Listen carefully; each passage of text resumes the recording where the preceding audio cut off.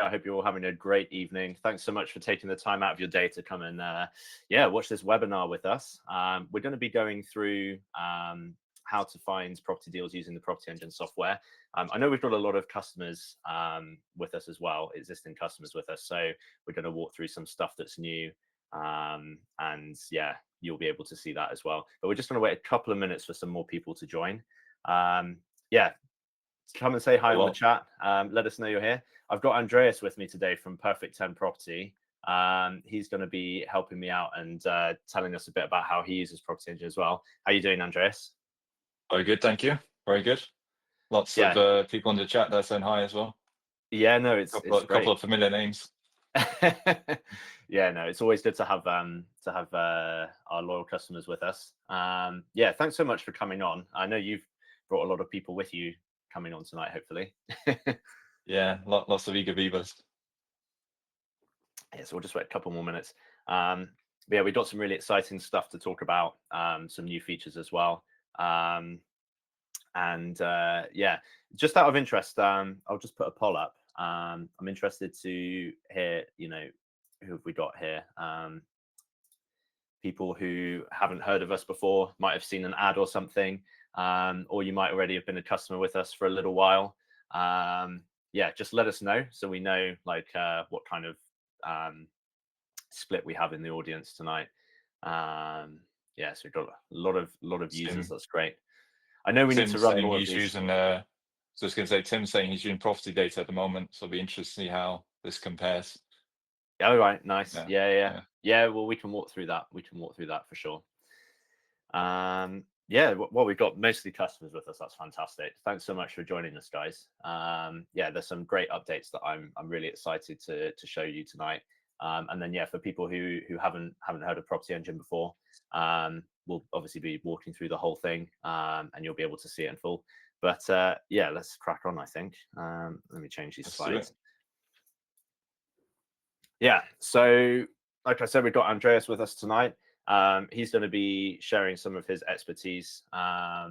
He's sourcing and investing himself. Do you want to tell us a bit about what you're doing, Andreas? Yeah, of course. So for those of you who haven't met me, so my name is Andreas. I've been in the property game since 2019. I, like Jamie, came from a sort of software background. So one of the things me and Jamie connect a lot about is geeking out about coding and software, which is always quite fun. We can go off for hours. But I've been in property since 2019. I've run a property sourcing company called Perfect 10 Property Group. I also run a service accommodation management company, which is called Nordstay. So I've got two different companies. And I mean, I started using PropertyEngine, I believe, back in 2021. So I've used it for a good long while. And well, me and Jamie have had a lot of good chats and sort of improving things as we went along. I think there's a lot of feedback you've taken on board from my side, certainly, Jamie. Yeah, absolutely. I think it's actually 2020 since you've been using it. even longer than but yeah, no, it's great. Like you said, you've been sharing so much feedback, and that's helped us kind of shape PropertyEngine into what it is today. And yeah, we've come a long way over the past few years. I think we've skipped like 4 slides ahead. So yeah. But yeah, so a little bit later on, we'll go through using PropertyEngine to find motivated sellers, property deals. We'll talk about some of the features that are coming out today as well. We'll look at how you can use PropertyEngine to really drill down into the history of a property as well. So, you can see if someone's struggling to sell, if they've listed it multiple times, maybe it's been on with multiple different agents. You can see all of that history in PropertyEngine, which obviously gives you a lot of data when you're then, making negotiations and stuff, because you can tell, that they're going to be more motivated to sell. We're going to look at the new deal pipeline features that are coming out, which we're very excited to show you. And then, yeah, one of the best parts about PropertyEngine, which I'm sure the users here will agree with, is the comparables, how you can really drill down into the area to the street level and see what's going on right down at the street level. So we'll go through that. We use the calculators to kind of analyze the deal. We've added some stuff to the calculators as well, which some of you might have already noticed. We've added long-term projections as well, so you can start to see what your equity is going to be over the course of 20 years, your mortgage balance and things like that. So yeah, we've added that. And then yeah, we'll look at putting together report packs, doing some direct to vendor letters, and also very quickly we'll run through some new automation tools that we're launching as well. If any of you have heard of Zapier, like we're basically kind of building something like that into PropertyEngine, so you can automate your sourcing business basically, and send letters automatically and things like that.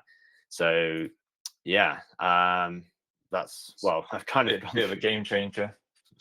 yeah, Game it is. changer from my side. Yeah. I mean, yeah, what is PropertyEngine? I mean, I've kind of covered all the stuff it does there, but yeah, it's a software platform that you basically go onto, and we've got all of the properties that are on the portals coming on, but we've got intelligent AI filters picking out, a short list of potential deals. We've got all the deal analyzers built in, the comparables. And so it's really an all-in-one tool as an investor or a deal packager to find deals and to get deals over the line as well. So it's an all-in-one software platform.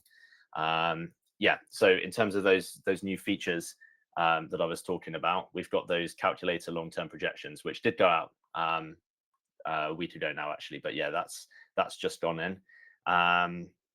We've also today launched searching for commercial properties. So I know a lot of people have actually been asking for this. So yeah, you'll be able to find commercial properties now from the commercial sections of the portals on PropertyEngine. And yeah, you can filter for those as well.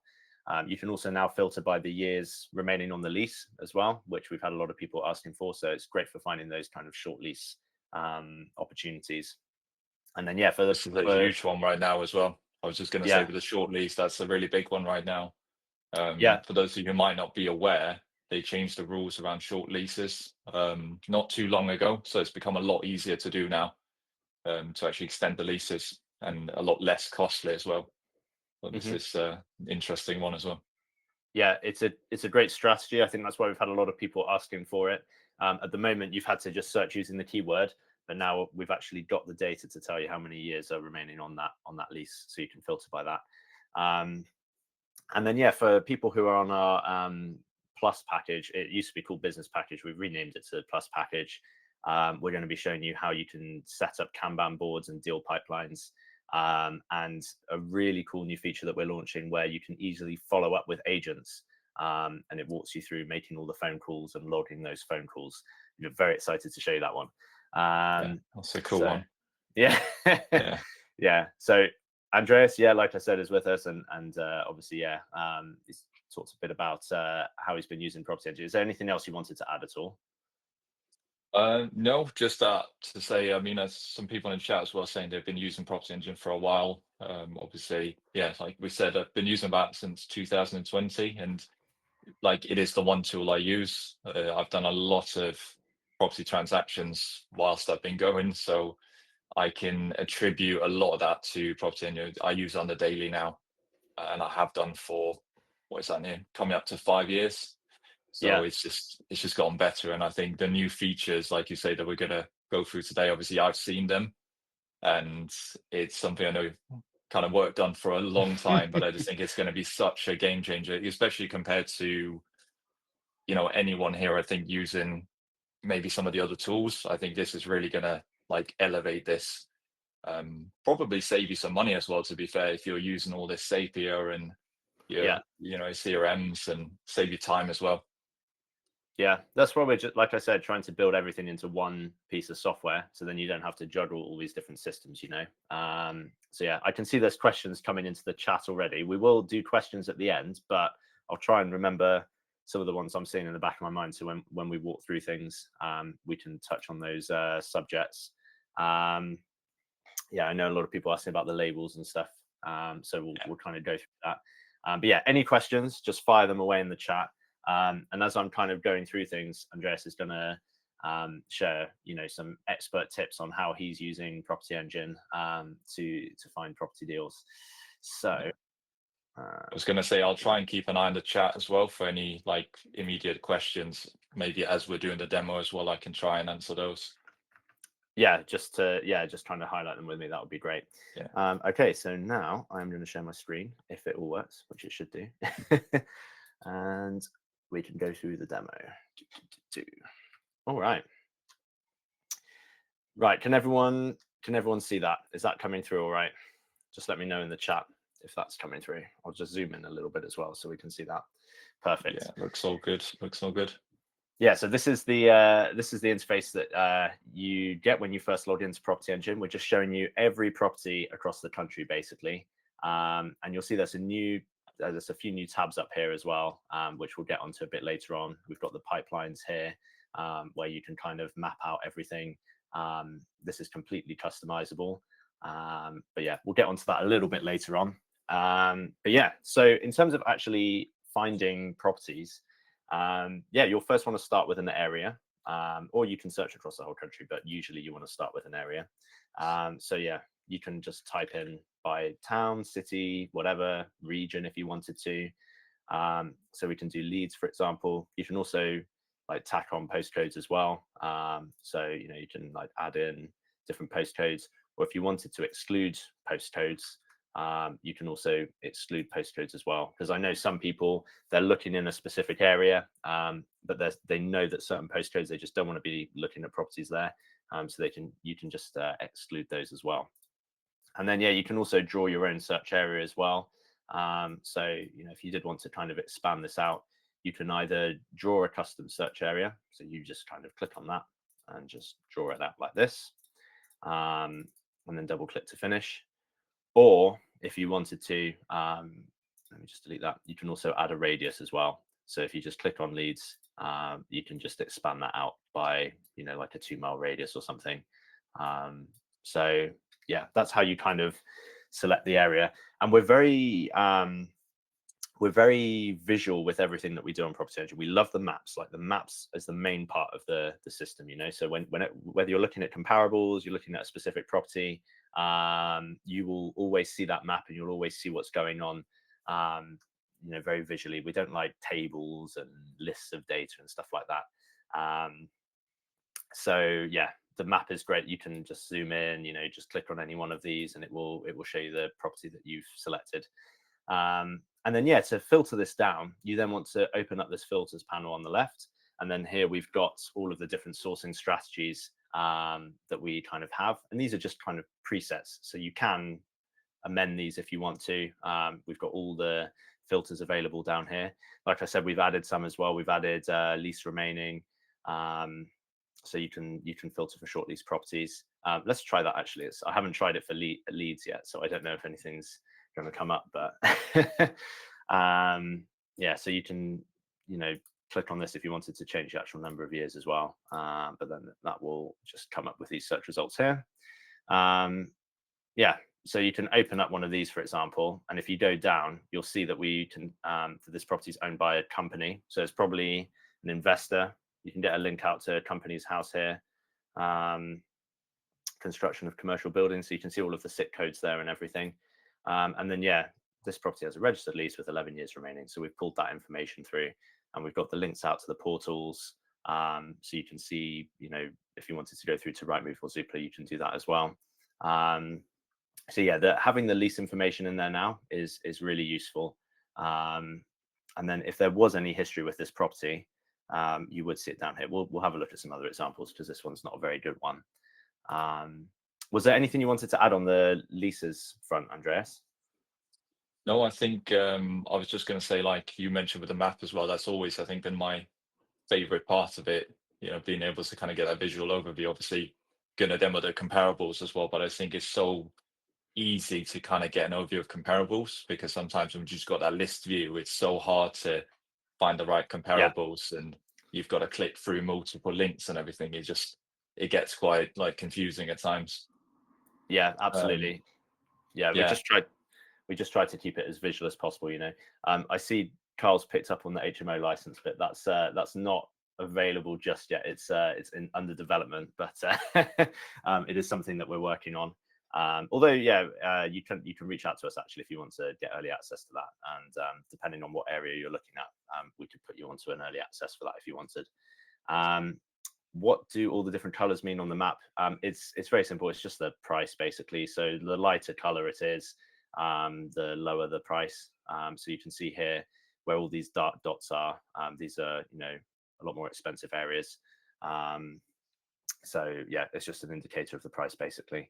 But yeah, let's have a look. Let's start having a look at some motivation from some vendor motivation. So if we go to back and reduced, for example, if we click on that, that's going to show us properties that have been reduced in price, but have also come back onto the market maybe a couple of times. So this one here, you can see it's been reduced 3% down from the original asking price. It's also, this little icon here means it's come back on the market once. So we've got that, and we've got the price per square foot, the internal floor area, all of that good stuff. So yeah, you can see all of that just at a glance. One big thing as well, which I forgot to mention, is you've got the full addresses as well. So if you're used to just scrolling on Rightmove, yeah, you have no idea what the house number is. You're kind of fiddling around with Google Maps, like trying to see, what the house number is. Here, just straight away, we just tell you what the house number is. It just saves so much time. Yeah. Any direct to vendor you're doing, it's kind of invaluable. Yeah, absolutely. We'll get onto the letters a bit later on, but yeah, you can send letters out from within the system as well. You can just go options here and send direct to vendor letter. And then we just give you some templates that you can choose from in there. Yeah, so back and reduce properties, but I don't know, maybe we're looking at something like a BR or a flip, so we can do needs modernizing as well. And this is matching by both of these that we've selected, but if we switch this to match all, then it's now showing us properties where they're back and reduced and they need modernizing. So let's have a look at some of these properties here. So yeah, you can see we've flagged up using our automated systems. We've flagged up these properties here that need works doing to them. So this one here, you can see they've kind of started doing something with the kitchen, but then run out of money by the looks of it. Yeah, so you've got that original asking price here. So it's very transparent what the original price was for the listing, and then you've got the new asking price here. Requires modernization, no chain. We've flagged that up as well. And then, yeah, you've got all the information about the property here. EPC coming through. And then here's that history that I was talking about. So here you can see it was reduced. It was sold subject to contract. Now it's come back on the market. So you've got that full history there coming through. And if you wanted to, I was just going to say, it's worth noting as well with the history, for those of you who aren't using any tools right now, if you're just using Rightmove, if an agent takes the property off Rightmove and then puts it back on, which is a strategy a lot of estate agents do to kind of not show people that they're reducing the price, to someone just using Rightmove, you will just see that property coming back online. You wouldn't be able to see that it's been reduced unless you spotted the property before. So it's good to kind of spot the motivation from the agent side and seller side as well. Yeah, and that's a really good point, because we also see a lot of agents putting like a completely new listing up as well. And then you'll scroll down to the bottom and it will be like, oh yeah, they put like the exact same listing up 2 years ago and it fell through, and then they were thinking about selling it. There's a few of those around where I am actually. They've been trying to sell for a few years and they keep listing it. Same agent and everything, but yeah, if it's on with other agents as well, you would see that. So yeah, here's all that information. We've got all the stuff that you would get normally from Rightmove, like the floor area and the bedrooms and all that, and the description. But then, as I was saying earlier, the one of the best parts of PropertyEngine is getting into the comparables. So if you go into this comparables tab here, you'll see that we basically draw a 1 mile radius around that property. And we have automatically filtered for properties with of the same type. So terrace properties, 1 bed, and what has sold in the last 2 years. So we can drill right down to street level. And if you want a bit more detailed mapping here, you can switch this layers over here to Ordnance Survey Master Map. So then you get that really high quality mapping. You can see all the house numbers. You can hover over all of these boundaries and just see when properties were last selling. So this one here sold for 145 in 2019.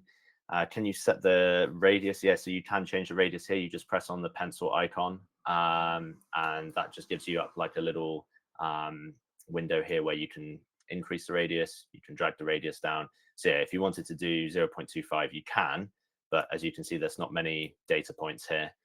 So you'd use this, you can see the data points, you can kind of drag the slider up and very quickly see like how many data points there are. Normally like half a mile is a good place to start. But yeah, like I said, if we drill right down to the street level, these dots are showing us properties that match this criteria. So I can hover over any one of these and it's showing me the data that we have.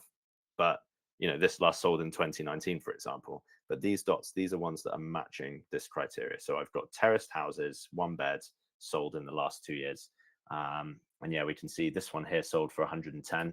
You can click on that, have a look through the photos, see what condition it was in. You can also just like click through the photos here as well. This one sold for 104, but it was requiring modernization, and there's only one photo, so that's normally a very good indicator that the inside is complete wreck.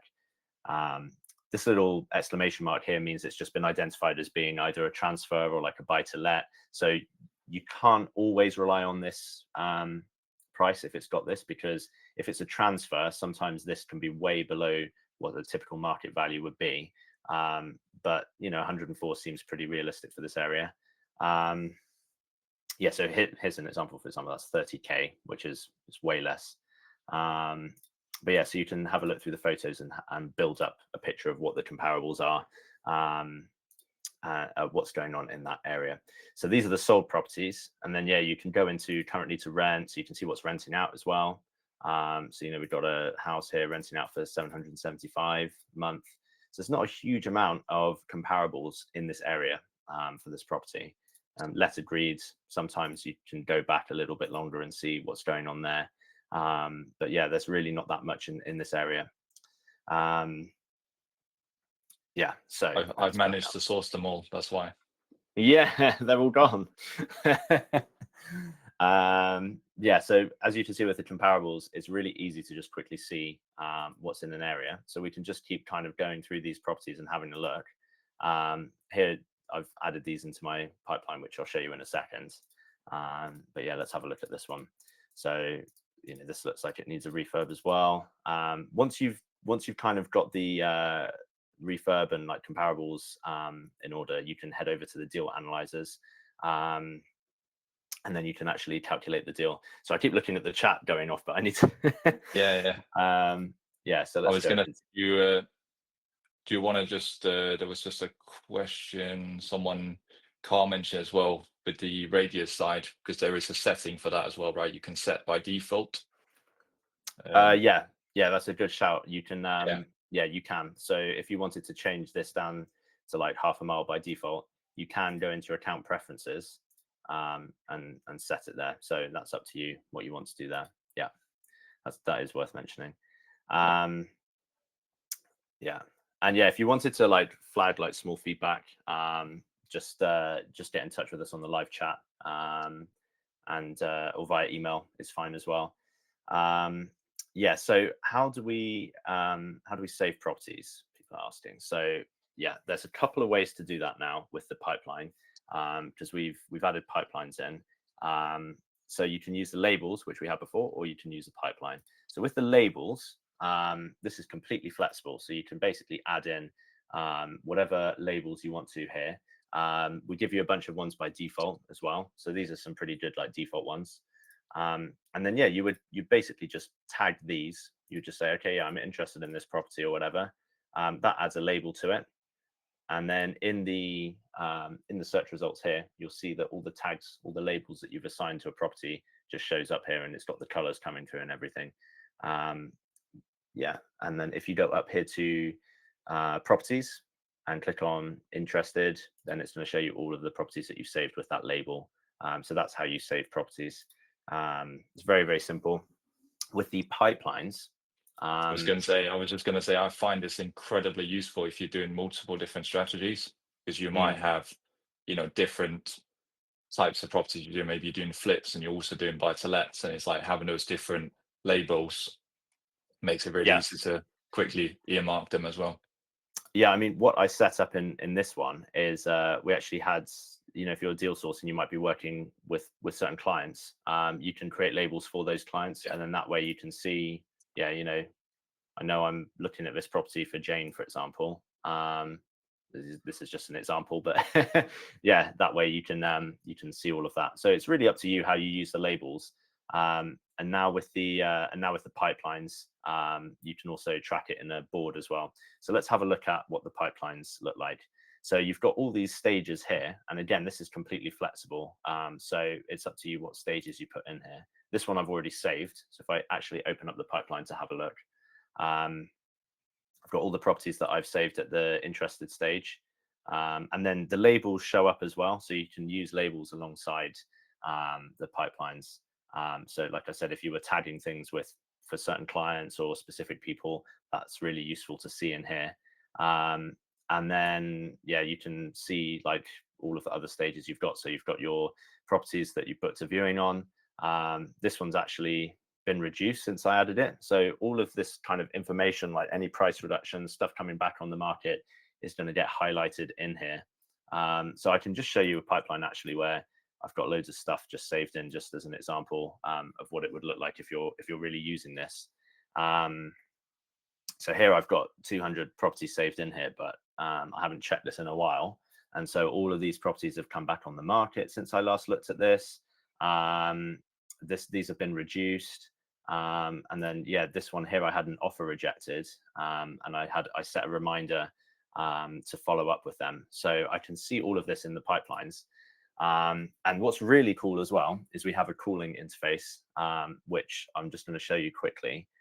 So it basically just walks you through calling the agents and logging those phone calls. So if you click on this call all with alerts, it's going to queue up all of the properties that have activity and stuff like that. So back on the market and things like that.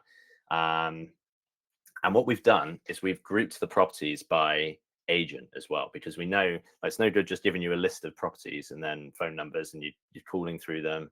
Oh, wait, I just called that agent like 10 minutes ago. So we've grouped them by agent as well.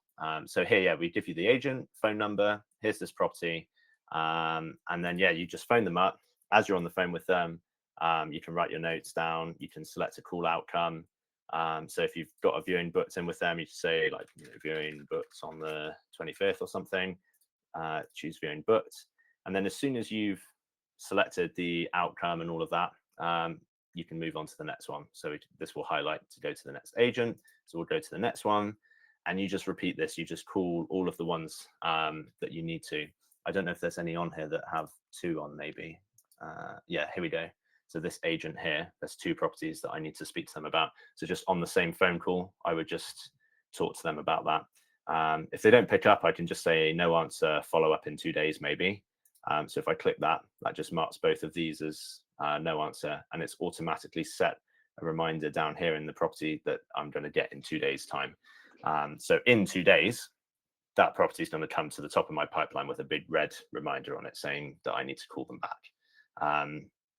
So yeah, this is really, really helpful for, if you're making a lot of phone calls. I think one of the things that's working really well at the moment for a lot of people is just following up.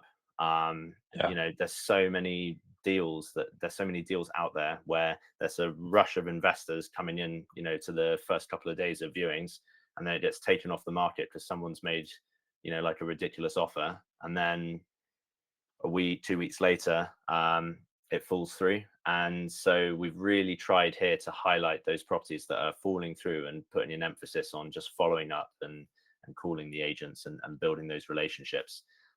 So hopefully with this calling interface, this is going to save a lot of time.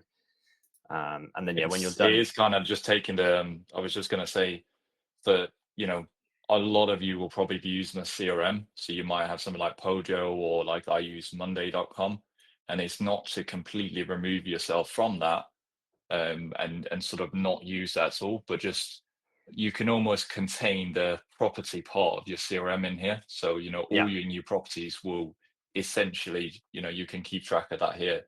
Yeah, And I mean, I was saying to you as well, Jamie, is this is like, I think this is the best feature you could possibly have as a property investor, is it just really lets you, have that systematic approach, right? You want to be talking to these agents again, when properties come back to market, right? Or when it gets reduced. And oftentimes you might forget to change your own CRM, or you need to start setting automations up in the CRM. exactly. And there's so many little tasks you have to do to even get that set up. And here you just get it all in one. Yeah, exactly. Like this, if you think of CRM as like a generic piece of software for so many different use cases, and like I said, we're building Property Engine specifically for investors, specifically for deal packages, so we can build things specific to this niche into our system that just makes it so easy to systemize this and just stay on top of it. Yeah, there's a few people saying like they're using pipelines in other apps and stuff. So yeah, definitely check this out. Yeah, I selected a lot of properties here, so there's a lot of people to call. I'm not going to do that. But yeah, if you do get to the end, there'll be like a finish button as well. Can you add comments? Yeah, like you can add the notes for the calls in here. If you want to just add comments to a property as well, you can just do that down Yeah. here as well. So that's where you would store most of your notes for a property. And that gets stored in the timeline view as well, which is really handy because then you can save your notes and you can save all of your calls. And then when stuff's getting reduced, coming back on, that will appear in the timeline as well. So you have that context, oh, I viewed that property back a week ago, but since then it's been reduced, and all of that you'd be able to see very clearly.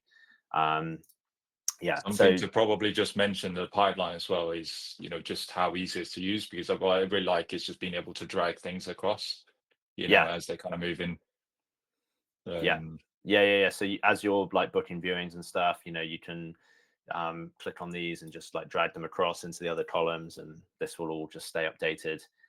As you make the phone calls as well, these will kind of disappear and get dismissed, these alerts. Yeah, people saying it looks like Trello.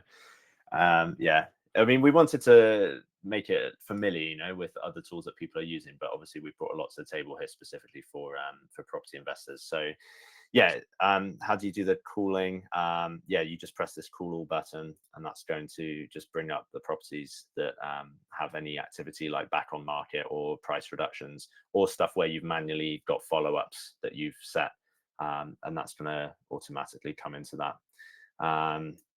Yeah, so this is fantastic. Like I've been playing around with this as well, yeah, and it's just so useful when you don't want to stay on top of like what agents there are to call and all of that. You can no, just literally just click a button, call this number.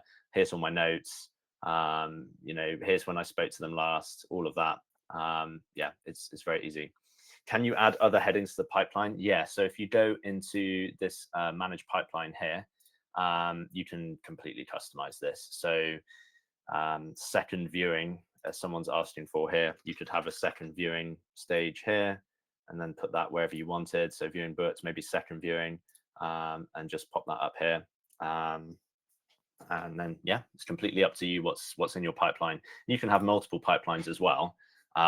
So we've done this in case you may be working with different regions or different profiles of investor if you're a deal packager, and so you might just want completely different pipelines to track that there's deals. And yeah, you can set up as many pipelines as you want. So I'm just having a look at, we'll do questions at the end, but I'm just skimming through to see if there's anything relevant here. If you have a property with multiple agents, yeah, so if it's on with multiple agents, it's going to show up once in the pipeline, and you'll see that it's on with multiple agents. So yeah, we've kind of done that for you. Can you set follow-up calls for properties that are sold STC? Yeah, you can. So you can go into, let's have a look.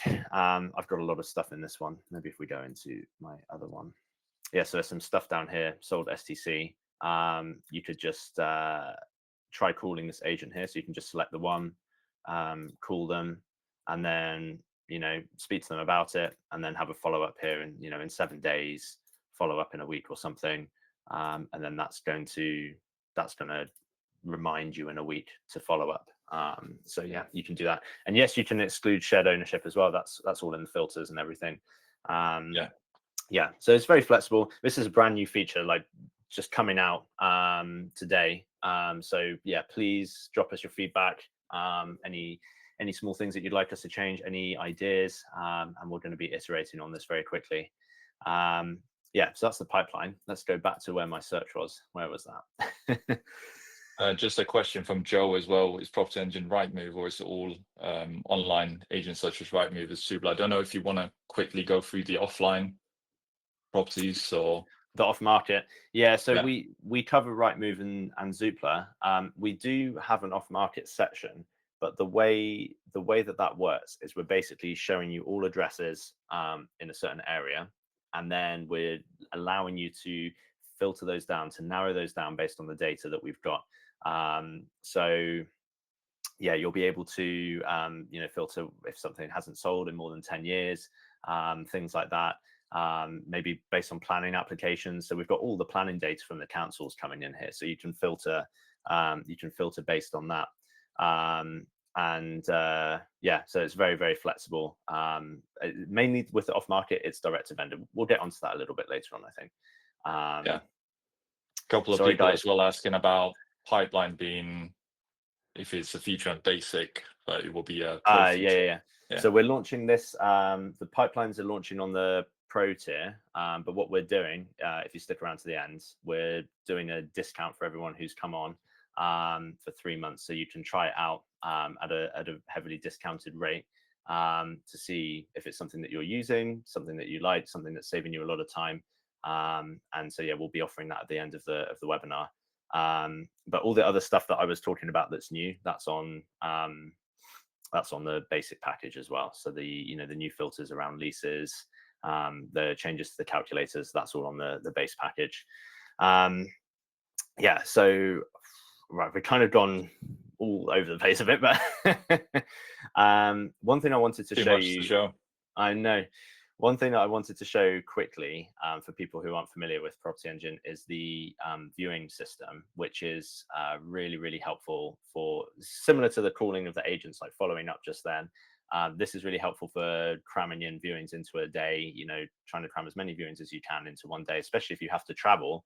And then you're thinking, okay, that house is on that side of town, that one's on the other side of town. It's going to take me like 15 minutes for the viewing. Like, you can just put it all into here and it's going to work it out for you. So let me just show you how that works. Typically, yeah, you would have added it to your pipeline first, or labeled it, or saved it. So you'll go into plan a viewing, and then you'll choose a day that you intend on viewing this property. So let's go with tomorrow. We'll do the 25th. And then it just says, okay, we've planned a viewing for the 25th. So if we do that for a few properties, and then you'll see how this works. Like I said, you'll actually be looking at the properties before you add them in here. So yeah, once you've got a few saved in here, you basically just go into the planner and you just say where you're traveling from. So I mean, well, I'm all the way down in Cheltenham at the moment, so this is a long way to go. But what we do is we work out the route for you. So here's all the properties that we added into the planner, and we've suggested that you view this one first, this one second, third, fourth, and fifth, and that's going to take the least amount of time to view all of those properties. And here's all the suggested times as well. It can be exported to Google Calendar, so you can just press this download to calendar. That's a recent addition that we've made as well. Yeah, so you can get that into your calendar as well. And then basically what you do is you just work your way through this list, and you'll just call the agents. So again, we've split it out. If there's 2 properties on with the same agent, it will come out to a separate column, so you don't call the same agent twice. But yeah, so you'd call this agent here. You'd say, look, can you do 10 o'clock tomorrow for the viewing? If they can, you just say book suggested time, and it just gets booked, locked in. And then you move on to the next one. And this is where it gets really cool, because you're on the phone with them and they say they can't do 10:40. Well, then you just open up this drop down here, and we give you all of the other times in the day, and we're showing you, how much longer it's going to add to your day if you choose that time. So imagine you're on the phone to them. What other times can I do? Oh, I don't know. Let me just have a quick look. Okay, how about 12:20, 12:15? Perfect. So you can see that only added 2 minutes onto my day if I choose that time. So if I save 12:15, that's going to get booked in, and these other ones here are going to get shuffled around to make the most of that time. So you basically just have to step through each property, call the agent quickly, and we're doing all of the time suggestions for you and everything. And then you can export that to the calendar, and then you've got that on the go. So yeah, really, really useful feature there. And now combined with the pipelines calling feature as well, you've got making viewings, booking viewings covered, and following up with agents when things are falling through covered as well. So it's really the whole system there. Do you don't use the pipeline, the viewing thing that much, do you, Andreas? No, it's to be honest, I probably should. It saved me a lot of time with it. Yeah. Yeah, we've got some people who like swear by it. They're using it all the time, to book viewings. And I know when we originally built it, it was for myself. I was traveling to the site where I was to my investment area, and I wanted to just cram in as many viewings as I could into a single day. So yeah, that's why we built it, and yeah, it does save a lot of time. So yeah, that's booking in viewings. Yeah, people just saying on the chat that they love the viewing planner. That's great. Yeah, so let's just take a step back a little bit. So I've got my search criteria set up here for leads back and reduce needs modernizing. Yeah, for those of you who haven't seen Property Engine before, what I would do at this point is I would just set up a save search. So we'll do leads in need of modernization, save this as a search, and then that way I can get back to my search here, view save searches. I've got all of the stuff saved here. I've got a lot of random save searches here. And then yeah, you can set up your email alerts as well. So if you click on alerts here, enable email alerts, this is going to send you email alerts whenever there's price reductions, stuff being removed, sold STC. And if you set this to instantly as well, which I recommend doing if you want to be like really hot with the agents, calling them up as soon as stuff's coming on, these are going to arrive quicker than they do on Rightmove. So even if you're just using Property Engine for the basic filters and you're not using any of the more advanced stuff, you'll just have an edge just by setting up email alerts, because they're coming within 5 minutes normally of the property being listed by the estate agent. I was just gonna say, like, if you're in like a hotspot area, you'll know how valuable that is. Even if you get in there 15 minutes before it clicks live on Rightmove, that can make all the difference. Well, yeah, because I think I was testing Zooplan Rightmove in my area, and yeah, it can take hours sometimes for those email alerts to come through. So yeah, you definitely have an edge if you're using that. Yeah, we've got so many people using the email alerts. It's like one of the best features. Yeah, so here I've kind of got everything set up. I'm going to be notified by email when stuff comes on, matching my search criteria. So that's my area nailed down. I've got my criteria set up, and then yeah, you just want to basically monitor stuff coming on as it comes on the market, and just keep having a look through some of these properties. The thing to note with the requires modernization filter is it does pick up both stuff that needs like a light refurb and a heavy refurb as well. We are working on adding like a filter to differentiate the two. But like here, for example, you can see this is it just needs kind of bringing up to date. New bathroom. Yeah, you get the ones completely run down as well. Yeah, like maybe like there's a little bit of damp in here. Yeah, you can see there's probably like some kind of mold and damp here on the external walls. But yeah, you do get a whole range of stuff coming through on here. It's intended to be a short list. Instead of just scrolling through, stuff that's in perfect condition all day long, and you're looking for BRs, this is a short list of stuff basically. Yeah, so I don't know with the search criteria we have. Let's take off back and reduced and put on cash only, because cash only is another good one where you can find stuff that's in questionable condition. We've got this currently tenanted as well, so that's quite useful just to flag up, because if you may or may not be interested in properties that are currently tenanted. Yeah, so this looks like a classic kind of probate property or something here. So let's have a look at this one. Cash buyers only. If there is a probate record, we will show that. So we are monitoring the Gazette, like pulling in stuff from there and flagging up properties that are under probate. So those will come up here as well. And any planning applications will also show up here as well. So yeah, we're just bringing in all that data into one system, basically. Someone's asking about mixed use, which is a filter that we added today. I'll get onto that a little bit later on.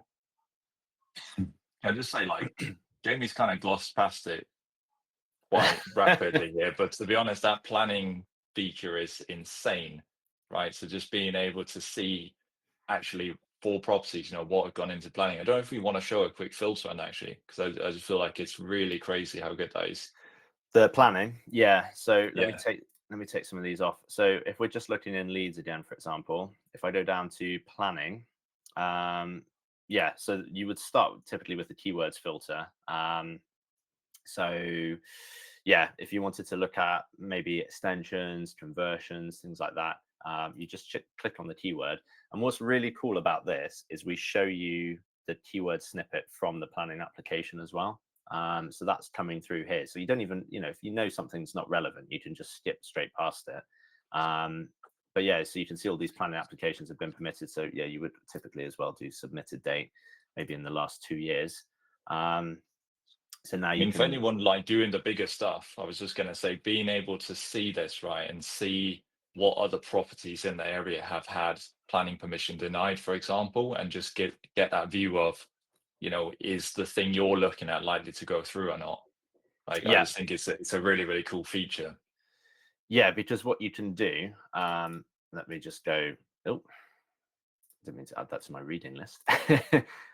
If we go down here to submitted date, let's say in the last 2 years, and application status is refused, we can start to see kind of, a map of, where all those refusals are. And if that's close to where you're looking, and then again, you can filter by keywords based on specific things. So yeah, it's really useful to visualize that and see kind of how likely things are with that council to be approved, refused, based on the different category of planning application. Yeah, so you might find that, well, we've also got Article 4 as well, so you can see Article 4 areas, and you can see if anyone's getting planning through in an Article 4 area for a change of use, for example. That can be quite good. If you're doing HMOs, that's definitely a feature you want. Yeah, it's like Article 4 combined with the planning applications is really useful. C3 to C4 refusal / granted will be incredible. Is that what I was just talking about, Carl, or not? Yeah. Because if you go C3 to C4 here, and then maybe bump this up to like 3 years maybe, and then yeah, you can see like what's been refused. Well, if we did refuse and permitted, you can then see like the balance of refusals and permitted stuff in an Article 4 area, and start to get that narrowed down. I've just searched across the whole country here, but yeah, you can narrow it down to a certain area.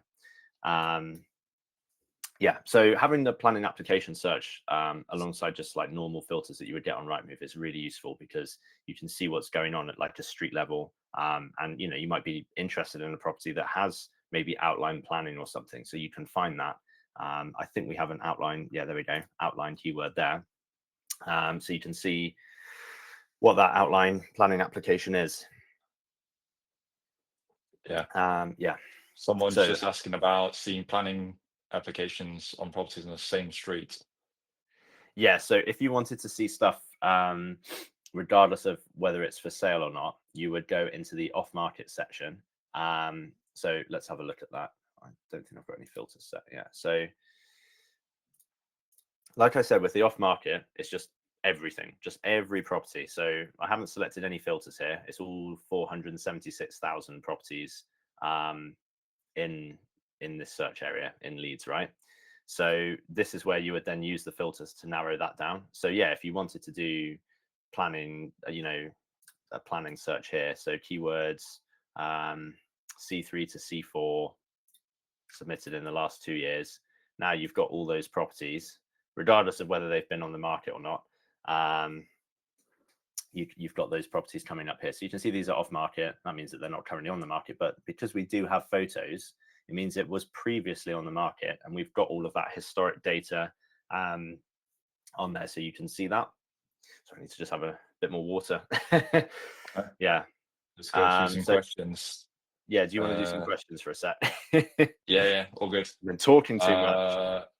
Kevin, can you filter by probate? Yes, that's a separate filter. Yeah.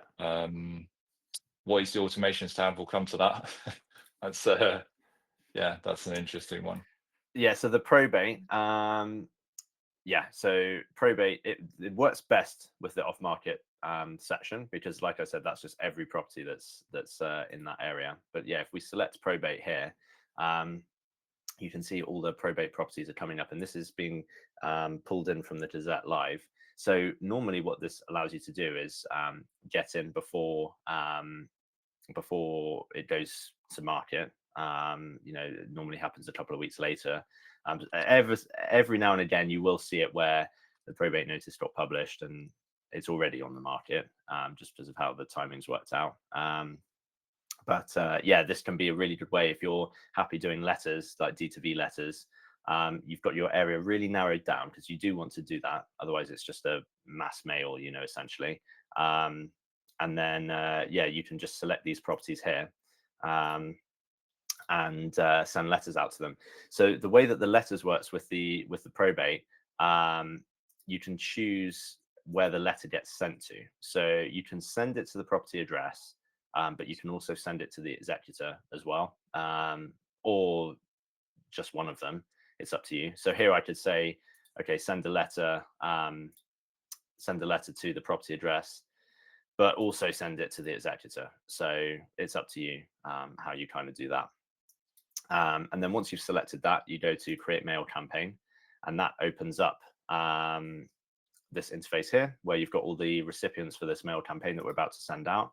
And then you can just click on each letter here and just, yeah, customize the letter. You put your phone number in, you put your name in, and all of that. We put a little map in there as well, so that it just shows how personalized this letter is to the homeowner. But you can take the map out if you want, and yeah, you put your own logo on there or whatever. And then once you've selected all of this and you've adjusted the letters how you want, then yeah, you just click on send, and we will print and send the letters for you if you want. So yeah, this is the letter sending is on the plus package, because yeah, the people using it tend to be sending out hundreds of letters. So it's not something that you're going to be typically doing at the start of your property investing journey, just because it is a lot of work to send letters out, and it is a numbers game. But if you send targeted letters to the right people, you will have a good response rate. It does take a lot of letters to get a response rate, and it's a long game as well. So I've seen stuff where the letter gets sent, and then that lead comes back to you in 2 years sometimes. So I literally have one recently. I had one recently, actually. Year and a half. Really? Year and a half? Wow. Yeah. Yeah. So it is a numbers game, but it's also a waiting game as well. So you want to get those, you want to be sending those letters out, and being there for them when they come to you in a year or 2 years time. How many letters you get? So the way it works is we use a company called Stamp to send the letters. So it's all handled for you. We do all of that for you. But yeah, so whatever the cost is with Stamp, you just have to top up your account with that, and you'll get billed however much that costs. At the moment, I know the Royal Mail prices just went up. I think it's about 76p per letter at the moment. But don't quote me on that. The pricing is real time. So when you go to send it, when you click on process, I mean, we can do it here. It will tell you what the total price is for the campaign before you send it out. So you have the choice to send it or not send it. you'll get an email as well with the final price before you actually send it out. It works out a couple of pounds usually per letter, depending on where you're sending them and the volume as well. Yeah, it'll be less than a couple of pounds. It's normally about 77p per letter. Oh, it's even cheaper then, isn't it? Yeah. There are business rates of postage if you're sending more than, I think the Royal Mail ad mail stuff is more than 5,000 letters. But we are yet to have anyone send that many in a single campaign. So yeah, that's the Royal Mail pricing. Yeah, so that's how you can find like probate stuff in PropertyEngine and send letters automatically. And then, yeah, like I said, if there is any history with these properties, it would show up in the history section. So like this one, I can click on here and see, you know, that it was previously listed, it's been sold, probate notices. That takes me out to the Gazette as well. You know, we've got all of this information in the system. You can also buy the land registry, like title documents within PropertyEngine as well, without having to go into the land registry and do that, and then it all just comes through in a couple of seconds into your account. So that's quite helpful as well. Yeah, so that's probate. You can do probate for on market stuff as well, but it just, like I said, it works better for off market. Yeah. All right. I know there's a couple of people as well just asking about recording and stuff, but yeah, we are emailing now after. Yeah, this is being recorded, so yeah, we will be sending out a recording afterwards. Don't worry. Yeah, there's quite a few long questions here, so I think we'll come back to these a bit later on. Yeah. Is there anything you wanted to add, Andreas, around what I've been talking about with the probate stuff? No, I mean, generally just on the filters, right? It's like, it's just something I always say to people using it the first time, like you really just ought to go in and play around with it, because whatever strategy you're using, like there are just filters here that will help you tremendously. You know, if you're looking at auctions and that's your thing, right? There's things for that. If you're looking for HMOs and, you know, there's a thing for that, right? If you're looking for anything to do with adding extensions or something we need planning permission, right? There's a thing for that. So there's so much value in the filters and just being able to narrow that down and save the searches as well. So it just gives it, you know, you obviously have multiple searches, which I do as well, because you'll have different strategies. So you want different, you know, save searches for each strategy you maybe do. Yeah. And it just gives you that quick overview every time. Yeah, so the thing, yeah, you absolutely want to get those different strategies that you want to filter for set up into separate searches or something.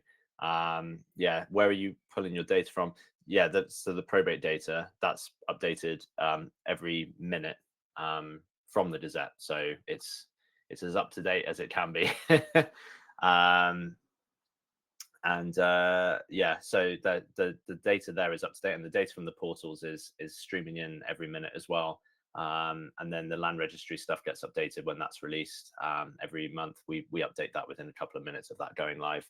Yeah, let's have a look at the deal analyzer, because I just realized we haven't looked at that. So let's have a look into that. Is it only residential property, or does it show commercial? It does. We do have commercial property now as well. So if you go into the property type filter here, and if you scroll down, you'll see that we've added all of these different commercial property types. So you can filter for all commercial properties, but then you can narrow it down as well to like retail, mixed use, offices, things like that. So if you were looking to do commercial to resi, you can find that in there. We don't have any commercial to resi like deal analyzers in the system just yet, but you can find the properties in the system and use the pipelines, the follow-up, the cooling, and all of that in there. That will still work fine. Yeah, so let's have a look at this one, and we'll do the deal analyzer. So yeah, the calculators, you'll just kind of click on the calculators tab here. You've got your preset calculators that we've got. So we do some rent to rent calculators. We have buy, refurb, refinance. You can do flips, buy to lets, holiday lets, all of that sort of stuff. And this is super, super flexible as well. So, you know, if you're sourcing, you can, you know, bring up the BR calculator, for example, but then you might want to add on like a sourcing fee. So you just go, okay, sourcing fee, put that in, you know, however much that's going to be. And then that will get factored into the calculation. If you did want further customization with the calculator, if you're working on a really kind of bespoke deal, you can export this to a Excel spreadsheet, and this will come out with all the formulas in there, so you can continue to edit that when it's exported, which is quite helpful. And someone was asking as well, can I export to PDF? Let me just throw some random numbers in here a second just to show the PDF thing. You can do PDF. It's like a brochure system. So you go up here to the options, click on create PDF brochure. You could choose the full property report here. And this puts together a report pack for that property. So if you're deal packaging, you know, you can put together a PDF pack. It's got all the comparables in there and everything that you can then send this PDF to someone, you know, put your logo on there so you can white label it. But yeah, with the calculator, you just scroll down to the investment opportunity page here where the calculator is. Just choose that calculator that we created. And then there you go. You've got the calculator being nicely presented for whoever you're sending this to. And this is super flexible. So like if I didn't want let's say I didn't want this EPC page, I can just delete that. I don't want the floor plan page. You know, I can create a really minimal template if I wanted to just have the calculator on there. Can you hide the address? Yes. So here where it says address to show, you can just say like the town or city or the district. You can kind of narrow that down. So yeah, we know like if people haven't signed an NDA, perhaps you're sending something out, someone hasn't signed an NDA, you want to take the address off. And sorry, what else did someone say? Can you change other things as well? Yes. Yeah, so it's just like logos and colors, but yeah, you can customize everything and add things back in as well. We can change the colors, we can move stuff around, you can move the photos around. You might want to put on like a QR code here for someone to contact you with, so you can just drag and drop like a QR code in here and, you know, put that on the side. Like it's pretty flexible with what you do here.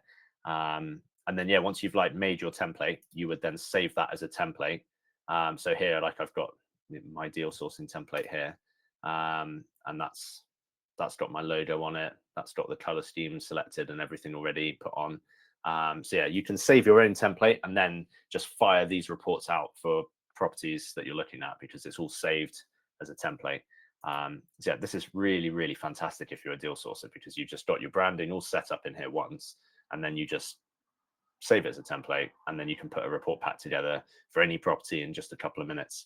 Can you set up a standardized one more suited for yourself? Yeah, so it's pretty flexible, like I said. I don't know if there's any more detail you wanted to change there. Just maybe just write in the chat.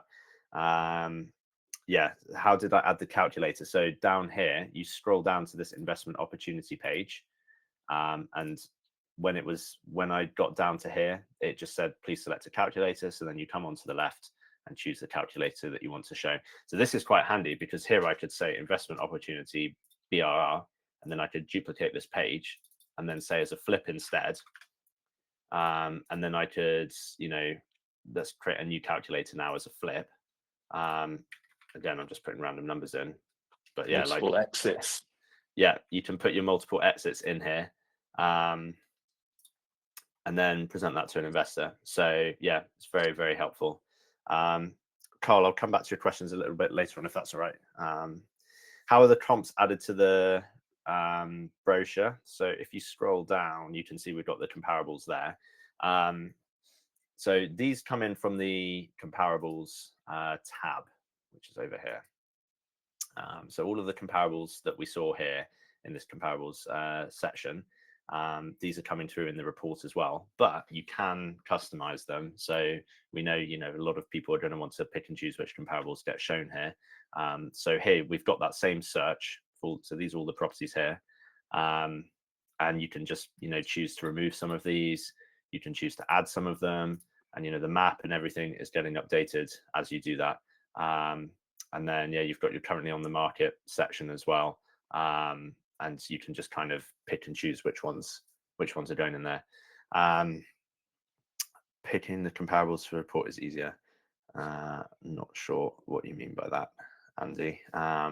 Yeah, one thing that we are launching soon. I was hoping to get it out today, but it's not quite ready. We're adding in the ability to label comparables as well. So you'll be able to tag specific comparables.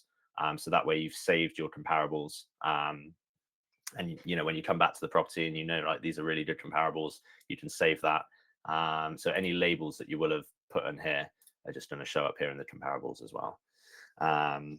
Yeah, can you download the deal analysis spreadsheets to Apple numbers as well? Yep. So it comes out as a like a standard spreadsheet file, so you can open that in like OpenOffice or Apple numbers. Should be fine. Yeah, we've tested OpenOffice and Excel. I haven't tested Apple numbers, but it should be fine. Probably yeah, is. probably is. Yeah. So data comes from. Does the data only come from Rightmove?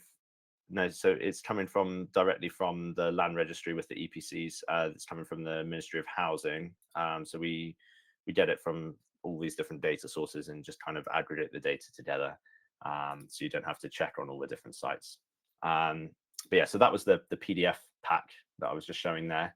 And then, yeah, you can download this as a PDF and send it out to investors in your ecosystem, Tim. So yeah, that's fine. You can email it. Someone's saying it works fine in Apple numbers, so that's great. They use it all the time in One less thing. Apple numbers. Yeah. Let's have a look back at Someone's this. also asking about emailing reports to investors within the ecosystem, so within PropertyEngine. Within. Oh, okay, I see. No, so we don't. We give you the option to download the PDF, but then where you put that PDF is up to you. So if you're emailing it to specific people, you can do that. If you're putting it in a Facebook group, you can do that. So you don't have to download it to PDF either. You can do like a one-pager kind of showing it off, and download it as an image and post it in a Facebook group or something. So it's up to you how you export that. Yeah. So yeah, we've kind of covered the deal analyzer there and the brochures, and then yeah, this is the long-term kind of metrics that we've added recently. So now you can see what your kind of mortgage balance and value is going to be in 10 years. So this is really nice now because you've got your equity in 10 years, and yeah, you can adjust like what the appreciation rate is, like how this is calculated. So yeah, a lot of people are looking at that kind of longer term picture, especially with like BRs. So here now you can see what that is, and obviously if you switch this over to repayment mortgage or interest only, let me just do that. It's going to affect what's going on here. So you can see here with the repayment, the mortgage balance is getting paid down. The equity's kind of exponentially going up. So yeah, you can see that now very, very nicely. And yeah, if there's any questions around that, let me know. Did you have anything you wanted to add, Andreas? No, I mean, someone was asking about essay, which is like we've talked about this before, and like I do essay as well. Essay is a really difficult one as well because even though you've got things like AirDNA, you've got some other tools out there, it's just very limited still. So that data is dubious at best.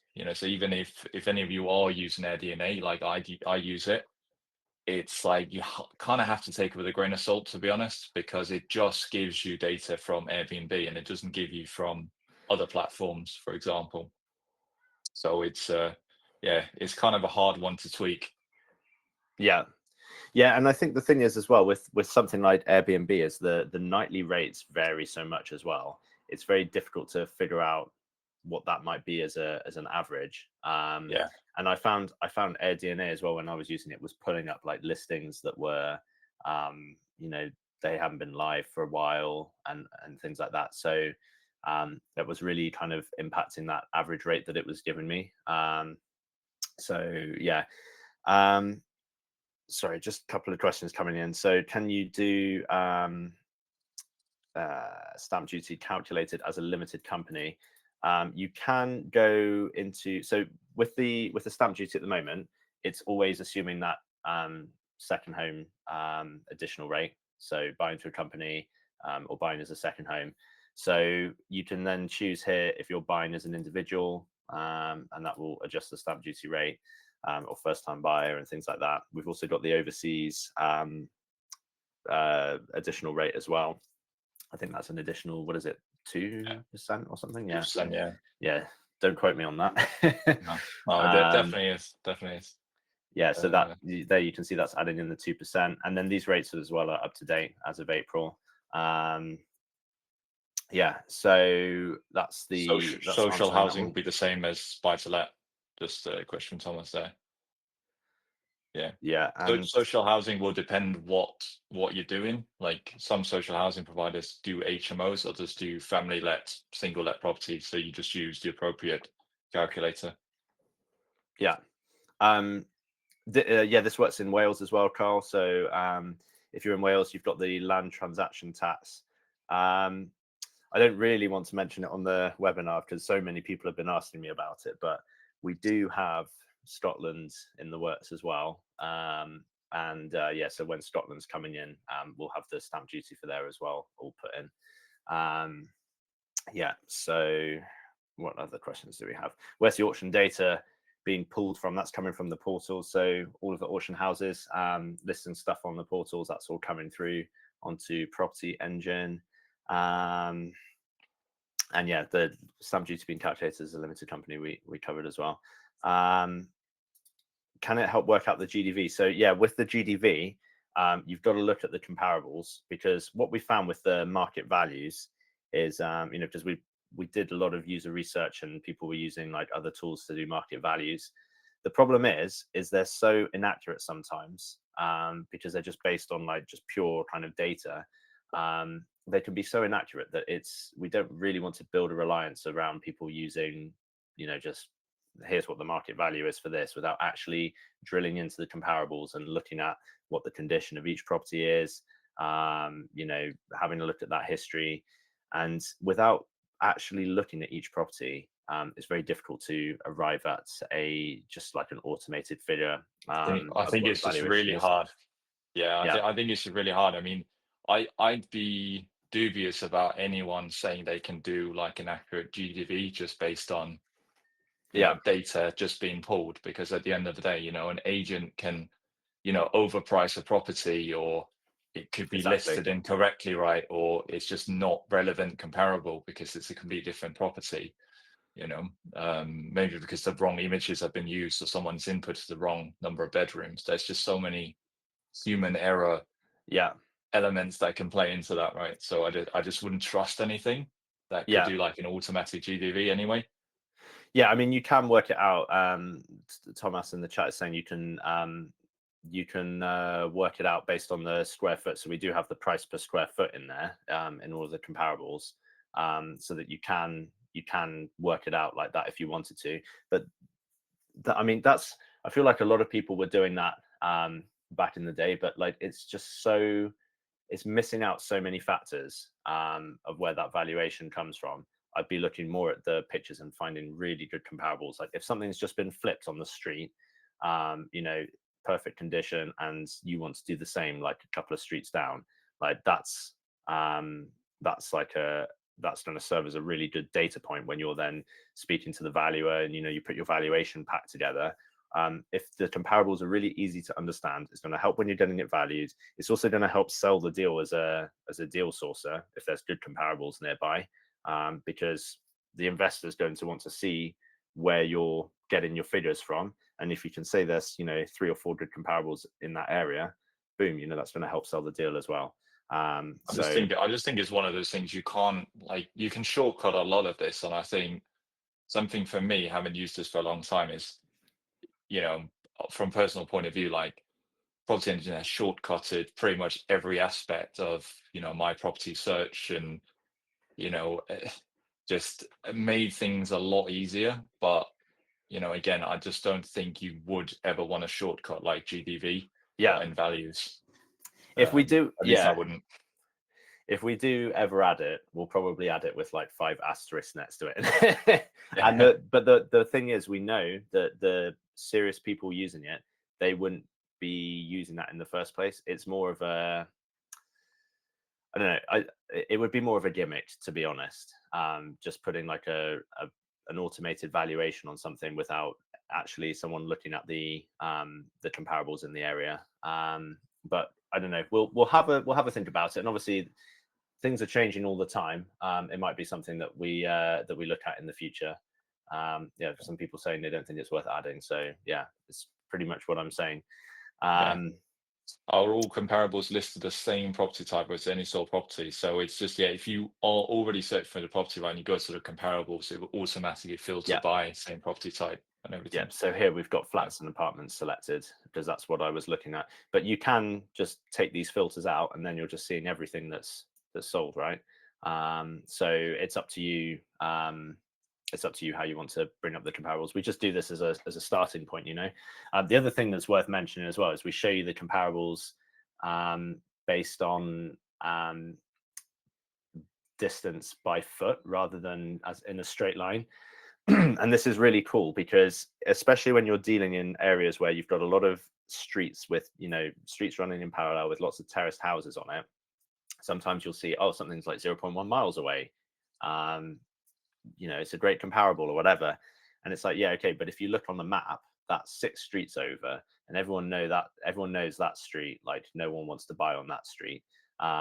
Like that sort of stuff is why we've done it based on walking directions. So it actually follows the road network out and shows you the properties closest that way instead, because that way you're seeing stuff that's on the same street first and on the streets that are closest first, rather than a street that might be, you know, technically it's 0.1 miles as the crow flies, but actually it's 5 streets over, and like I said, no one wants to buy on that street. So we found by sorting the comparables that way, it's they're more relevant, you know, they're more relevant for the area that you're looking at. um yeah, exactly. Only an agent can tell you what the difference is in appeal between roads. So by having the software show you the most relevant comparables first, that's freeing up your time to then do that relationship building. You know, speaking to the agents and getting that valuable information out of the agents, which is very difficult to replace. You can spend your time doing that rather than, you know, looking at lists of comparables that aren't relevant. Um, yeah. So yeah, that's the area data section. Um, right. What else? I've kind of lost track of what else there is to cover now. I think there's the, I don't know if you want to show the automations, that might be, let's give a Yeah. teaser for that one. Yeah, so the automations, it's going to be for people who are, you know, really dialed in. They've got all their Zapier automations set up. You know, they're using other systems, so it's really for the pro users. It's not for 95% of people, I think, because you know, like Andreas was saying earlier, you might be using another CRM. With the pipelines feature now, you might not need to. You might be able to just consolidate everything in Property Engine. But if you do like to have all the different systems and you want to integrate with that, the automation should be quite helpful for that. So yeah, with the automations, like I said earlier, it's kind of like a lightweight alternative to Zapier in a way. So you can create new automation flows in the software here. So you can say, like, when properties are, you know, coming on that are matching my saved searches. So whenever a new property is coming on the market that matches your filters that you've set up, you could have that fire into you know, another piece of software. So that might be going into Asana, like a CRM. You might be using Airtable, HubSpot, whatever. You can get that kind of going into there. So like I said, for most people, we recommend using the pipelines or the labels in Property Engine to keep track of everything, because that's kind of good enough. But if you do want to use another system, then this provides you with a way of getting the data out of Property Engine and syncing into another piece of software. Yeah. I was just So going to say as well, someone was asking about using the CRM for investors, but so Tim, it's a great question, but this is where the automation feature really comes in. So I mentioned, like, I use Monday.com as my CRM. So I've got my investors stored in that CRM, but with the automation feature, what I can essentially do is I can then feed stuff into there, you know, yeah, but yeah. exactly. Yeah, you can go, you know, monday.com, create an item there. You choose your credentials just like you do in Zapier, and get that going into there. And this is really cool. So yeah, properties coming on that match your safe search, you can get going into other systems. You can have it go out as if you're more tech savvy, like you can do like webhooks in here as well now.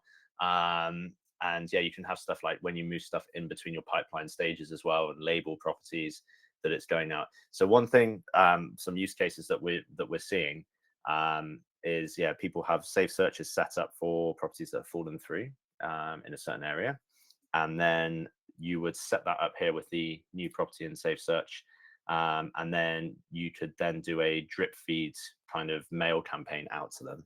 So you could send the letters with ourselves, like I showed you earlier with the direct to vendor mail system, or if you were using another system, you could do that as well.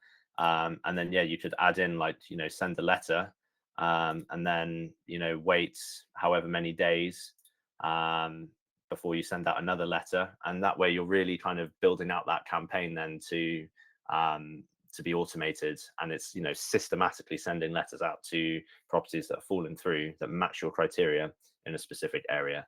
Um, like I was saying, for most people, I think they're not at the scale where that needs to 100% be automated. So you can do that within Property Engine in the pipelines. But for those of you who are, you're generating, you're doing lead gen, and you want to be getting those letters going out automatically, you can do that now with the automations feature.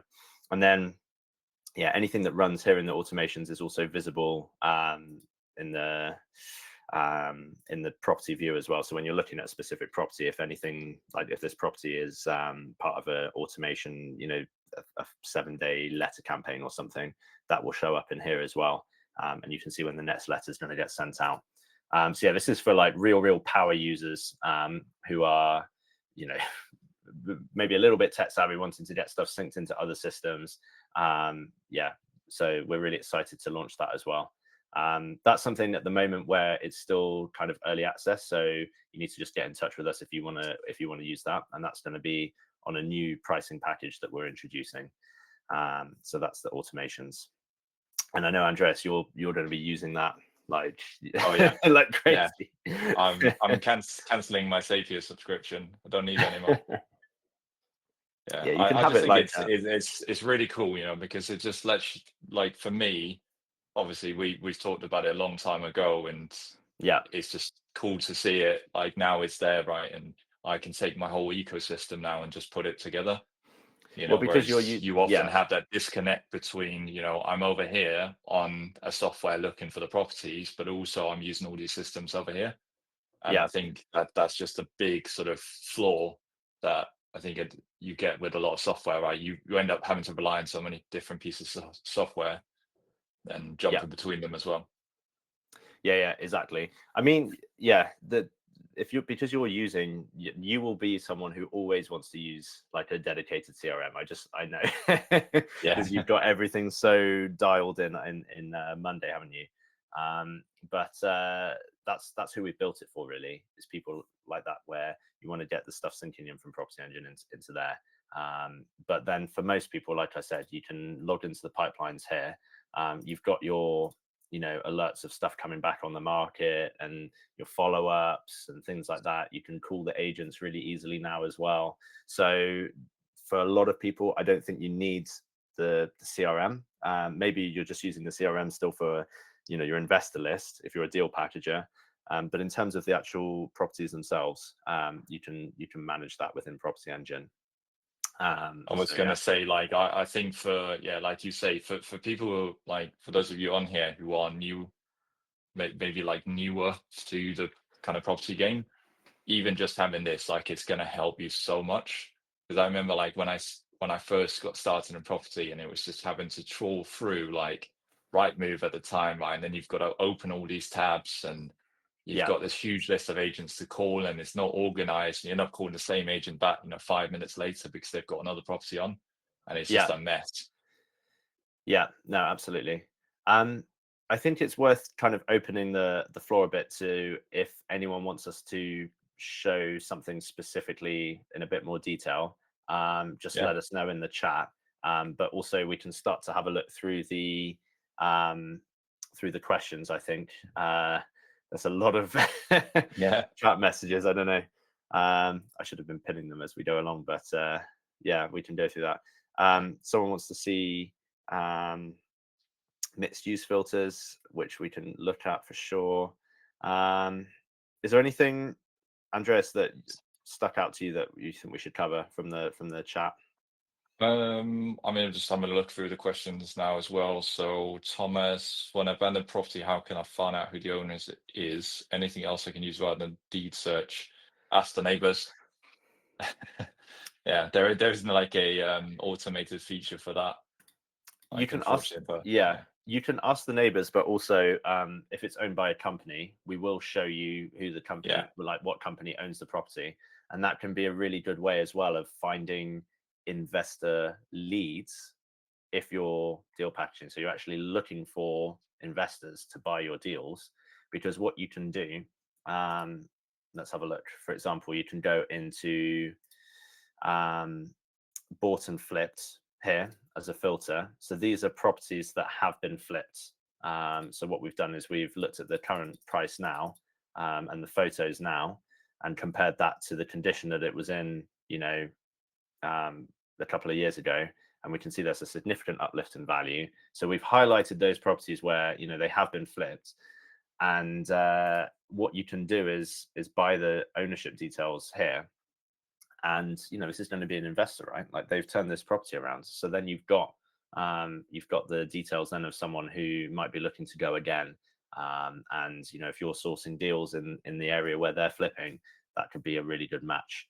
And yeah, so if it was flipped inside of a limited company, which it often is, we would just show you the company details here rather than you having to buy the ownership details from the land registry, which has gone up to £7 now. But yeah, so that's why being able to see the company without having to buy it is really helpful. But yeah, that's a good way to find investor leads as well. Yeah, so yeah, I'm just kind of scrolling through the chat messages here. Full addresses are great. People love the fact they can see the full addresses. Sold history to a quarter of a mile, we did that. If you want to print out the comparables, you can do the PDF brochure. One thing that I actually forgot to mention, which is really cool, an alternative to using the PDF brochure, and this is available on all packages as well. If you wanted to do like a screen share or like a video walkthrough of a deal, showing them through the comparables, a bit more interactive, we have this deal packager view. You just have to go up here and just turn on this deal packager view. And what that does is it hides all of the addresses from all of the properties, and it hides all of the labels, like street names and everything from the maps as well. So what this allows you to do is kind of click on the property, walk through it, walk through the calculator, walk through the comparables and everything, but you're not really revealing any information about where that property is. So you can then package that up as like a Loom video or something, and then send that out to an investor who maybe hasn't signed an NDA, and you haven't revealed, the specifics of where that property is. So that's an alternative way of presenting the comparables to someone. I was just gonna say I've actually used that before as well, and Yeah, gotten really good feedback on it as well. Because I think sometimes when if any of you are running a sourcing business, or if you're looking to run a sourcing business, one of the things you're always going to come across is skepticism, especially yeah, starting out, right? And investors go, where you pull in those comparables from, and yeah, exactly. and then they want to do their own research. But with this, you actually show in your methodology, this is how you're looking and finding those comparables that actually make sense. And I just Yeah, think it builds a lot of trust, from just saying pull a couple of random links on there, right? yeah, yeah, exactly. So you can use the brochures. The fact that you're using the deal patch review, yeah, and had good feedback from that, that's great, because I just think it's a bit more interactive, so it's an alternative way of doing it. And yeah, how do we access the replay? Yeah, you'll get an email afterwards with the recording. Can you identify an HMO when looking at the comparables? The best way, yeah, to do that, you'd have to do it by number of bedrooms at the moment. But when we add the HMO licenses in later on this year, which is what this page will be here, you'll be able to see licensed HMOs in the vicinity as well. So that's something that we'll be launching in the future. what other questions do we have? People were saying that the pipelines, they're going to be ditching Trello for this. It's exactly what we wanted to try and do, is build something like that into Property Engine. But the calling thing just takes it to the next level. Now making those phone calls to follow up with the agents is completely seamless. What other questions do we have? There was someone asking about going over direct to vendor apart from probate. I think just to clarify that, that's where you want to use the marketing feature with the direct to vendor letters. So that, yeah. Yeah, with the direct to vendor, other than probate, it's really whatever strategy you're doing. So we have people doing letters to properties with certain planning applications. We have people doing letters to stuff that hasn't been, so it's currently rented out, but hasn't been rented out in a while. So maybe the landlord is tired and they're looking to sell. So it's just whatever kind of creative strategy you can kind of come up with. You can find that in the off market section, because you just dial in the filters, for properties that haven't sold in however many years or whatever, certain planning applications, planning constraints as well. We have the Article 4 stuff.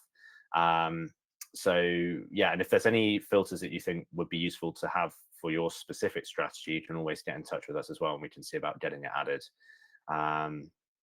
Yeah, how does the reveal option work? That's the thing where you buy the land registry details, so you can just click on any property and let me turn the deal package view off.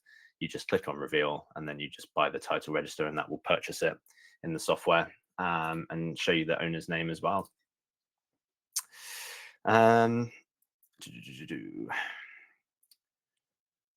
Negative equity. We do have a negative equity filter. It's very simple. Like, it's just a shortlist again.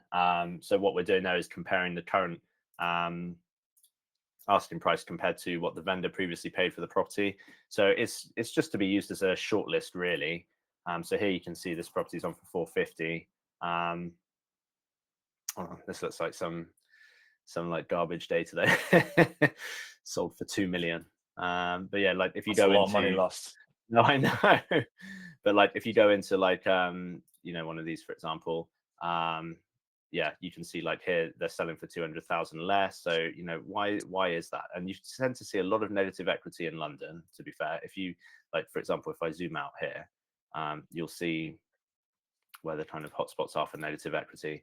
So yeah, there's quite a lot down in London.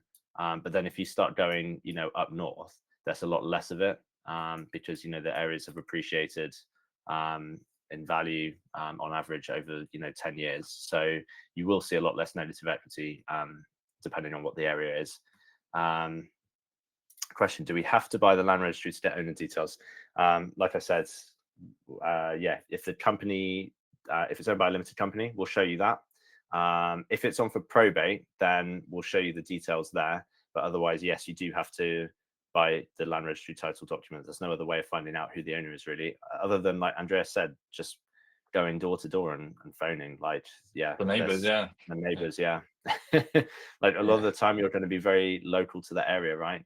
Or at least dealing in one patch where you're investing, and so you're going to get to know that area really well, and you can just go door to door. Yeah. Other tutorial videos, yeah, we've got a support section up here, and we've got videos using all the different features. We'll be doing one soon on the pipelines as well in a bit more detail. Yeah, so lease options, I'd recommend starting with the negative equity there. That can work as well. And the for sale and rents can be really good for lease options, because if you're searching for properties here that are on for sale and for rent at the same time, then like, so this one here is on for 50,000. It's also rented out. There's a lot of like strange prices coming in today for some reason. Yeah. But like here, yeah, terraced house is up for auction, but they've also got it up for rent as well. If they, it's just showing that they're not sure what they want to do. They're not sure if they want to sell. They're also putting it up for rent. So that could also work for a lease option, because they might be open to a more long-term, purchase. It's usually a good indicator. I Someone think that's asking as well if there's an unsold auction filter. we don't have an unsold auction filter at the moment. No. Like stuff that's fallen through at auction. It's something we've had a couple of people asking for. It's just finding the best way to kind of do that. Yeah, Scotland is coming later this year. I'm not going to make any promises on dates though. Yeah, I think that's most of the questions kind of answered. Yeah, sale and rent equals a motivated seller and a good deal. Yeah, exactly. So that's why we added this for sale and rent filter in. If you like narrow this down to the area as well and filter by a specific property type, because we were seeing a lot of commercial stuff coming up there, then that helps narrow it down a lot. So if we do like terraced houses, for example, so here you go, you've got your 125,000. It's also on for 750. So now you're starting to get a better picture of those motivated sellers there. How do I add balance to my account? You just go into your account settings here, and yeah, you can just top up your balance here. That can be used for letters, and it can be used for buying land registry title documents. For templates for direct to vendor, yeah, we do have a few. We do want to add more. Create your own as well. Yeah, but you can create your own. So you would typically use one of these as a starting point, and then save that as your own template. That will then show up in the template section here, which you can then use. Yeah, so that's how you'd use that.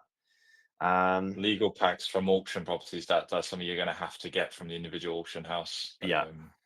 Yeah. Yeah. Can you have separate users within the same account? That's going to be something that we're adding into our pro package. So get in touch. That's going to come with 3 user accounts, and you'll all have separate logins, and you will all be sharing the same account. So you'll all be able to see the same like pipelines, labels, and all of that. So if that's something that you'd like to do, just drop us an email and we can get you set up on that. Is there Is there a way to identify buy-to-let purchase for someone who bought the property and rents it out within 12 months? Someone who bought the property and then rented it out within 12 months. You can find the people flipping. Someone who's rented it out within 12 months. I think Just trying to think now. yeah, I Yeah. might have to get back to you on that one, because we have the data here for, you can find stuff that's been bought and or been rented out, but combining the two so that one happened after the other, I don't think you can do off the shelf with the filters at the moment, but that's something that we could potentially get added in. Interesting one though, isn't it? Yeah. Yeah. So I think we've got a couple of people asking on the pricing. So like I was saying, we've added in, I'll just put the slides back up. We've added in a couple of new bits. Yeah, so we've got our 2 pricing tiers. We've got the starter package, which is great for people who are getting started in the industry, and they just want to play around with the data, see what they can find. You sharing the slides there? Yeah, I'm working on it. I'm getting. All right. There we go. I have to take the screen off, I think. There we go. Right, we've done the Q&A. Yeah, so we've got the starter package, and then we've got our plus tier as well, which is for people who really are deal packaging, or they're investors who are sourcing a lot of deals. And so we've got the 2 different pricing tiers. And what we're doing today, because we've launched the pipelines feature, which we want to just kind of encourage as many people to try out, we're going to offer 50% off to our existing customers who want to try that for 3 months. So 50% off for 3 months, you'll be able to access the plus package, which gives you access to the direct to vendor brochure, the direct to vendor letters, the brochures, the off market section, and now the pipelines and the cooling, which obviously wasn't there before. But yeah, we've got a lot of people who are already on that package who are just using like the brochures, and now that's going to have pipelines in it as well. Free value. But yeah, but because we want to get as many people trying the pipelines out as possible, we're going to offer a 3 months at 50% off. So all you have to do for that, if you go into your account settings, there's a change plan button in there. You just have to enter a coupon code webinar, and yeah, you'll get that 50% off. And for all of the new people who are here, who are really eager to try it out, you can get an extended trial by using that same code webinar at the checkout, and you will get 30 days for free, which is a bit longer than the normal free trial that we give away. And yeah, you're going to get the same. We're offering a discount there as well, and that's going to be 30% off for 3 months. And that way you can try the brochures, you can try the pipelines, you can try the calling the agents and all of that, following up with the agents. That's all going to be there at 30% off. So yeah, use coupon code webinar at the checkout or in the upgrade section. And yeah, that's going to work whether you're a new customer or an existing customer with us, and you're going to get that 3-month discount. I know Andreas is going to send some links out afterwards as well. Yeah, we'll do. Yeah. But So yeah, I think some of you will have signed up through a link I've sent out as well. So I'll send some bits out to you guys as well. But just like broadly speaking, if anyone considering this, like if you're not using it, like try it, because I guarantee you once you've tried it, you'll just want to stay on it. To be honest, if you're already using it, like get the higher version if you're on the basic plan, just to try out the pipelines, because I guarantee it's going to be a game changer for you. And well, it's one of those things that's going to save you time, which is money at the end of the day, right? So hopefully you value your time. So yeah, yeah, yeah, you've got that 30 days to try it out for free. yeah, So yeah, what happens if you go on month for go on holiday for a month? Yeah, we have a really transparent and flexible cancellation process. You just go into your account and you can just cancel your account. It's a monthly subscription, so when you cancel and come back to us, all of your data will still be there.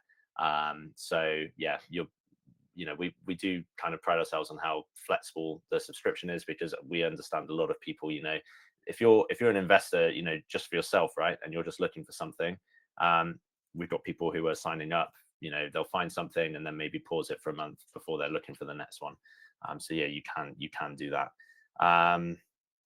And how do I know what plan I'm on? I don't see the option in account settings. Maybe refresh it, but if not, we'll be sending out a link afterwards anyway, so you can sign up or upgrade through that link that we're going to send out later on. yeah. So yeah, and then yeah, the usual pricing is £24.99 a month for the starter package, and it's £89.99 a month for the plus package, which gives you access to the pipelines, to the brochures, and all of that. So yeah, the coupon is valid till the end of this week for people coming in for new customers. But if you're an existing customer with us, you have a little bit longer to use that code to take advantage of that 3-month discount on the higher package. But look, guys, like if there's any questions that you have or anything, you can reach both me and Andreas afterwards. We've got our Instagrams on Facebook. So where is it? There we go. Yeah, you've got our details there. So definitely stay connected. And yeah, like we're more than happy to help out afterwards. But yeah, is there anything else you wanted to add, Andreas? No, I think we covered everything. I think there's probably some people here that are going to be a bit like information overload, right? There's so many features there to dig into, which again is just why I always say with stuff like this, get on it, try it, have a play around with it, because it makes so much sense when you start using it as well and you get used to it. I think this one of the things I've always loved is how user friendly it is, and I just think it has just been so good for me to use. There's no reason for me to ever touch Rightmove or Zoopla, ever, because I've Exactly. got everything I need here. So, and then now I can ditch Zapier as well, and I can ditch Zapier soon, and I can start ditching my CRMs a little bit as well, which is great. Yeah, no, exactly. And like Andreas is saying, like get on that 30 days trial, because you can just try it out, see if you like it. And yeah, any questions you can reach us via email. And yeah, we'll be sending the follow-up information with the coupon code and everything, and how to upgrade or sign up if you're not already signed up with us. Just keep an eye on that promotions tab in Gmail. I know stuff likes to get hidden away in there. Yeah. It might come through to there. Yeah, just people saying that they're loving the new features, love the off-market stuff. Yeah, definitely check it out. Like I said, we're here if you have any feedback, if you want to get any new filters that you can think of, just reach out to us, and we can add them in. We always take all the feedback on board, and that's how all this stuff got added. Like the pipelines that came about from feedback from so many of our great users, like using the labels that we had before. And it's like, it would be great if we could visualize this a bit more and have an easier way to reach out to the agents to be following up with those properties that are falling through, because there's so many deals that just slip through the cracks there. And with the calling that we've added, you can now add as many properties as you want into that, and just be notified and staying on top of things when they slip through the cracks and fall through there. So I was going yeah, to say, just to give everyone an insight into this, because I mean, obviously, like I've been using it for 5 years, and myself and Jamie will usually once every 2 months or so we'll have a good yeah, full day pretty much where we finally meet up in Leeds or somewhere, and we'll just have a catch up. And everything Jamie's developed here has just come from feedback. It's come from talking to me, where we just sat there and saying, do you know what, this could be super useful. And I know, Jamie, you always joke about you come away with an even bigger to-do list than you had before every single time we have a sit yeah, down as well. But I yeah, just think that's credit to you, that you take time to try and understand what is it people actually need in their businesses, and then you implement it as well. And I think that's just quite rare. A lot of people try to sort of just make a guess at it and say, oh, I think you need X, Y, Z, or I think we're just going to shoehorn these features in. And it's like people don't really need them. yeah, So I think it's so valuable how it's kind of developed from people using it like myself, right, and others as well. yeah.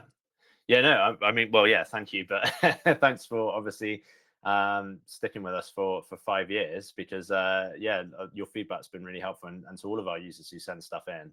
Obviously, we're always listening to the feedback that we get, and that helps shape the product into what it is. I mean, when we first started out, it was more focused to investors, like private investors, rather than deal sources. But then we just had so many people coming on who were like, this is saving me so much time as a deal source, because I'm looking at so many properties.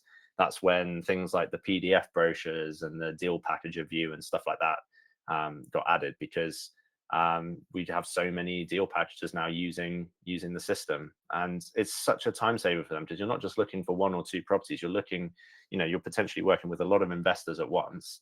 And so having a system where you can find it and save it and track it all through your pipeline is so helpful, I think, to deal sources. So yeah, but that Definitely.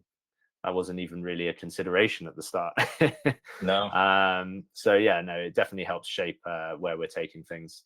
But yeah, I think that's it for tonight. Then there are a couple more questions. I'm going to try and follow up with people afterwards via email, but if not, do reach out. And yeah, we're more than happy to help. Definitely stay connected with Andreas. You can find him on Facebook, Andreas Perfect 10 Property. I know you're not too hot on you're not so much on Instagram, are you?